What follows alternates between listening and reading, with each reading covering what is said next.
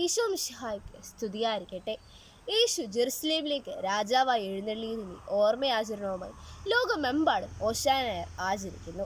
സന്തോഷത്തിനും സമാധാനത്തിനും ഒരു ദിനം കൂടിയാണ് ഓശാന ഞായർ. ഭരണാധികാരികളുടെ ക്രൂരതയിൽ മനനൊന്ത് രക്ഷകനെ പ്രതീക്ഷിച്ചിരുന്ന യഹൂദ ജനതയ്ക്ക് ഒരു പുത്തൻ പ്രതീക്ഷയായിരുന്നു ക്രിസ്തുവിന്റെ ജെറുസലേം പ്രവേശനം. വിനയത്തിന്റെ അടയാളമായ കഴുതപ്പുറത്ത് ജെറുസലേമിലേക്ക് എഴുന്നള്ളിയ ക്രിസ്തു ഒലിവിലകൾ കയ്യിലേന്തി ഓശാന ഗീതികൾ പാടിയായിരുന്നു ജനം എതിരേറ്റത്. ഹെബ്രായ ഭാഷയിൽ ഓശാന എന്ന വാക്കിന്റെ അർത്ഥം തന്നെ രക്ഷയെടുത്തിരിക്കുന്നു, ഇപ്പോൾ തന്നെ ഞാൻ രക്ഷ നേടും എന്നൊക്കെയാണ്. ഈസ്റ്റർ തൊട്ടു മുമ്പുള്ള ഞായറാഴ്ചയാണ് ഓശാന ഞായർ അഥവാ പാം സൺഡേ ആയി ആചരിക്കുന്നത്. ഓശാന ഞായറിനോടനുബന്ധിച്ച് വിശ്വാസികൾ ദേവാലയങ്ങളിൽ കുരുത്തോല പ്രദക്ഷിണം നടത്തും.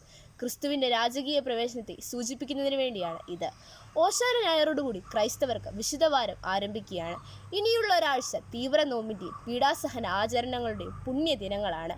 പെസഹ വ്യാഴവും ദുഃഖവെള്ളിയും ഈസ്റ്ററും ഒക്കെ ഒരു ക്രൈസ്തവനെ സംബന്ധിച്ചിടത്തോളം ഏറെ പ്രാധാന്യമുള്ള ദിവസങ്ങളാണ്.